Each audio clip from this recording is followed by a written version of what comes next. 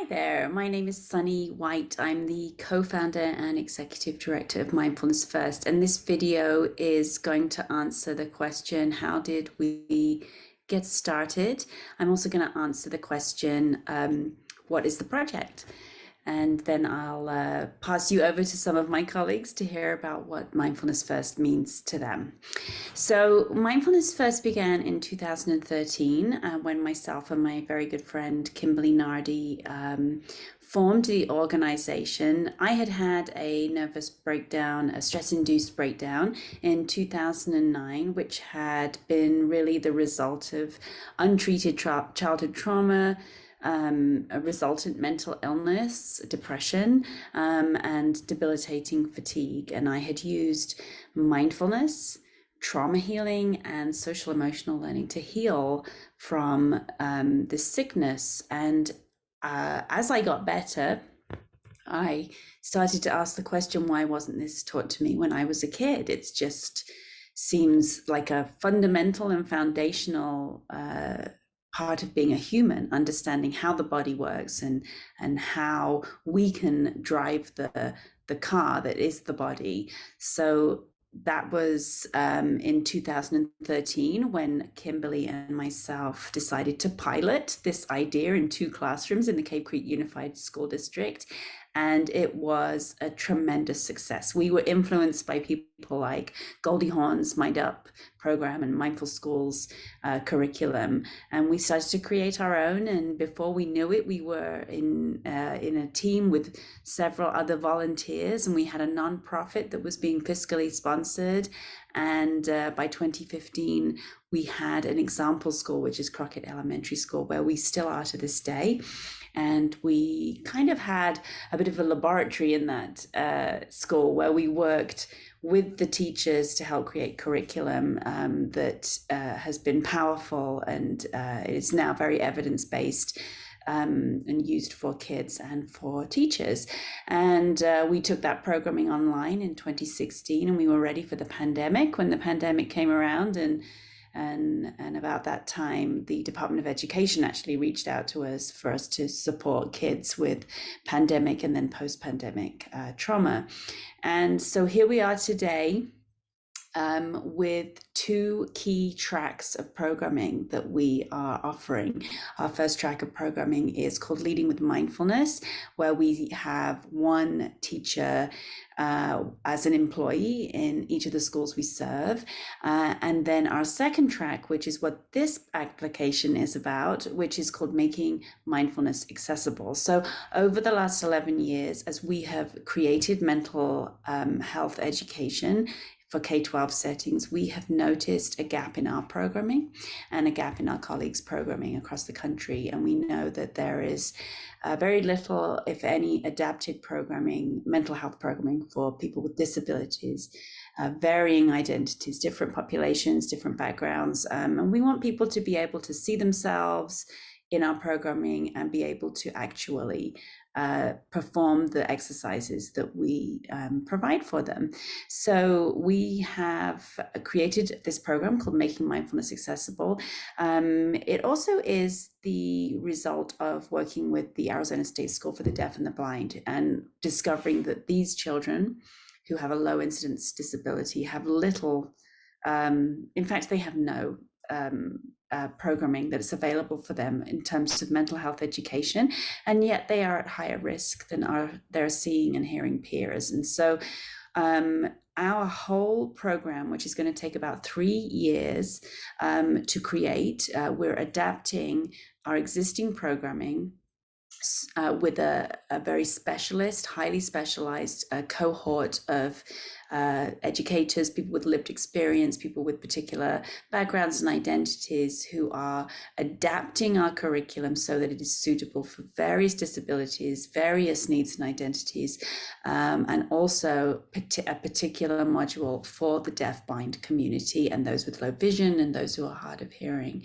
So that's how we came to be. We are a group of people who believe that this is the missing piece in education, and the project that we are kindly requesting funding for is to make mindfulness and mental health education accessible for all people.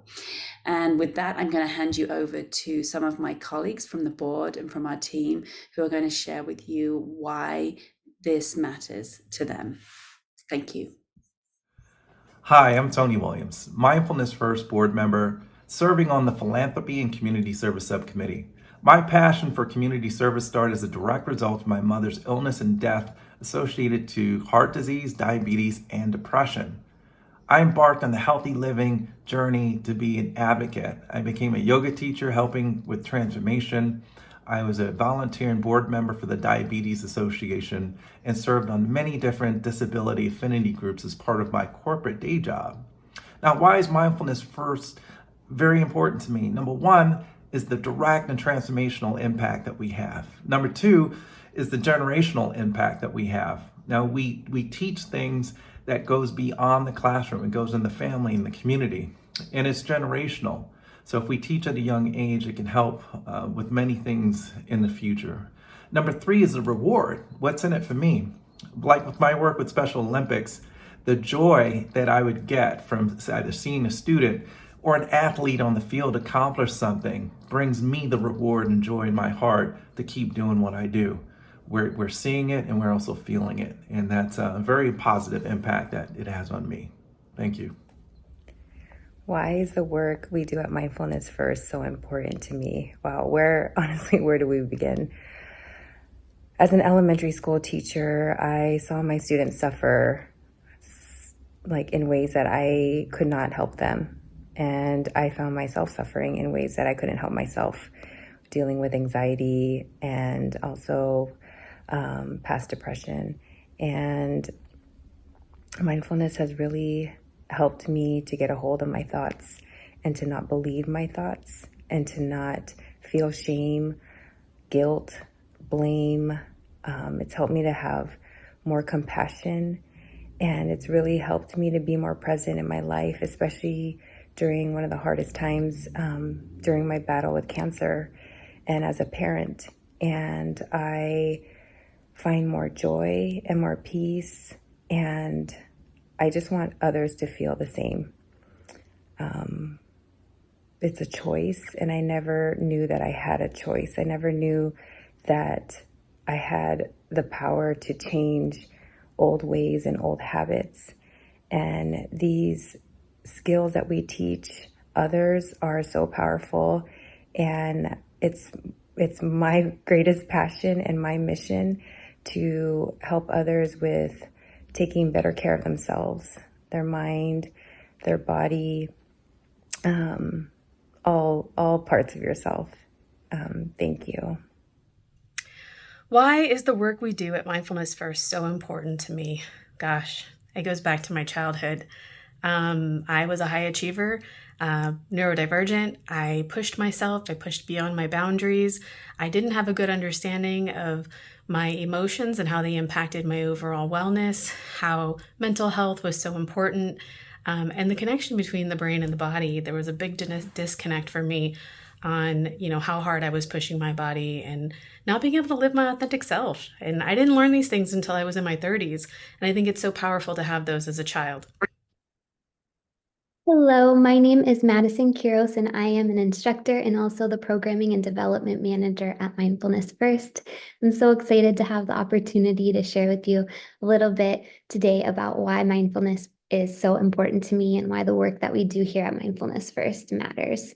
My role here at Mindfulness First is truly a dream come true for me. My background is in education. I was a classroom teacher for many years before the pandemic and left the classroom during the pandemic to help my kiddos at home. I have one kiddo with special needs and another kiddo who was 2 at the time, and navigating those stressors, I didn't have the tools to manage my stress and my big emotions, and I ended up in a place that I wasn't very well physically or mentally, and I had to go back and learn all of these skills and tools to be able to really live a holistic and healthy life. And that is what Mindfulness First is doing from kindergarten all the way through high school. And even with adults, we're teaching kids and adults the skills and knowledge that they need to have lifelong mental health and well-being through mindfulness. And it is seriously life-changing. I feel like we're creating a kinder, safer, more compassionate world by the programs that we offer. And I see this every day, whether it's in the schools, watching teachers start to see their students' behavior as a form of communication, a window into what they might need, or whether it's schools and families developing shared language to be able to express how they're feeling, to be able to understand different sensations in their body, where that's coming from, what tools they might need to help manage and regulate, when they might be able to self-regulate, or when they might need to share in the regulation of a calm adult or calm human to be able to co-regulate. All of these skills and tools to be able to just understand the connection between our brains and our bodies. I feel like it helps us to develop empathy for ourselves and to develop empathy for others. I talk a lot about in my trainings how it's a lot like our bicycle, and many people are familiar with our IQ, our intelligent quotient, and many people really rely on that piece of their bicycle, that wheel of their bicycle, but it has two wheels for a reason. And there's also our EQ, our emotional quotient, and our ability to understand and relate to ourselves and others. That's just as essential as our IQ, and being able to grow and learn and be a productive and functioning human in the world. And so I think that these skills are just so essential, and not something that has generally been taught in the past as we grow. That's one of the most common pieces of feedback that we get from the adults in the communities that we serve is, where was this when I was a kid? It is essential, and we show up every day. Everybody here at Mindfulness First shows up every day because we know how important it is. We've seen that impact in our own life and the kids and the adults that we serve. And we want it to be accessible. We want every single human to be able to see themselves in mindfulness and to see how important it is to be able to recognize how we're feeling, to be able to manage our big emotions, be able to challenge some of the norms that we have in society to tell us to keep going when our body is telling us that we need a break. And so it's just so important. We see the headlines, and in 2021, pediatricians collectively declared a state of emergency on uh, youth mental health. And then going forward, just last year, the Surgeon General declared an epidemic on loneliness and isolation. And our kids are feeling it, our adults are feeling it. And when we don't have the skills and the tools to manage those big emotions, then we're going to have the impacts that we're seeing right now around our world. And we want to change that. So that is why the work that we're doing at Mindfulness First is so important. We want to equip and empower people to be able to live and be well. So thank you so much for listening and considering our application today. Hi, my name is Xenia Birdie, and I'm one of the directors of programming at Mindfulness First, and I'm the lead project manager for the Making Mindfulness Accessible project. And I'm going to share a little bit about my personal story and why this work is important to me. So my story is similar to that of pretty much everyone who's connected to Mindfulness First. We all have a pretty personal experience of what's brought us to this work. I'm first generation South Asian American. I grew up in a middle class, stable, loving home, had a lot to be thankful for. And yet, one skill I never learned growing up at home or at school was how to name, understand, or communicate my emotions. I grew up in one of those homes, as many do, where when there was a fight, everyone would go to their rooms and close the door and come out an hour later pretending like nothing had happened. And I thought that this was, normal for the first 30 plus years of my life. I didn't know any different. But about 5 years ago, I hit a breaking point when my husband and I moved across the country, which is when I realized I was suffering from depression. And looking back, I suspect that I was probably experiencing it for a few years before that, but I didn't have the language to name it. And since then, I've even learned the family history with this illness, which has been informative. But I was fortunate to find a helpful therapist and have the financial means to get help. And after several months of working with her, I gained the confidence to leave a job in an industry that was no longer serving me. And that was a really big deal for me. The only times I had ever left a job in the past was to move states. I never even quit hobbies as a kid. This was really symbolic of a lot of areas in my life. It taught me that I am in control and that I can make decisions and choose what is best for me. And interestingly, 6 days after I gave my notice at work, I went to an information session about learning transcendental meditation. My husband had started practicing that a few months before, and one of my uncles has been practicing for over 40 years. And I wasn't really interested or open to it until I was. And I had tried meditating with apps like Headspace and Calm, but always felt like I was doing it wrong because I couldn't turn off my thoughts. And I even asked a question about that in the information session, and their response was basically, well, your brain's job is to think, so you're not going to stop it from doing that, but you may be able to slow it down and, create some awareness. So I was intrigued, and a few days later, there was a spot open, and I was able to officially learn and go to my first session with my instructor. And in that very first 20-minute session of practicing TM, I had a thought that if they taught this to kids, it would change the world. And over the next 9 months, I was lucky to spend some time figuring out what I wanted to do professionally. I worked with career coaches. I discovered that there's something called social emotional learning that's taught in some schools, and how practicing mindfulness can help kids learn regulation skills. And I found Mindfulness First in a random Google search later that year and have been connected to the org ever since. And it just felt so right when I had my first meeting with Sunny, the executive director. I knew I was in the place I was supposed to be.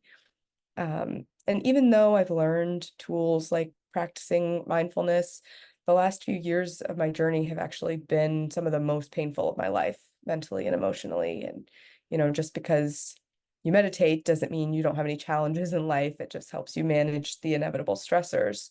So I'm incredibly grateful to not only work at a place like Mindfulness First that gives me the space and support to take care of myself, but actually actively contributes to helping me heal by, learning what we teach, building strong relationships with my colleagues, having a trusting working environment that's built on psychological safety, through therapy, through TM, through seeing a naturopath doctor who helped me understand what was happening physiologically in my body. I've been able to get to know my true self, the one that's been there since I was a kid, before the conditioning of the world and the environments forced me to kind of build a safety armor. I'm just starting to discover who that is, and I'm really excited to get to know her. So on the days when I'm feeling overwhelmed or exhausted by my role of, building a new industry essentially, or, taking on people who don't understand this work, I think about how meaningful it is if just one kid or parent or teacher doesn't have to feel the immense pain that I went through because I didn't have the tools at the time. And I think about how we're teaching thousands of kids per year and impacting thousands of lives. And it may take some time for the skills and understanding to set in, but it's truly life-changing work. And that's why I keep showing up. Thank you.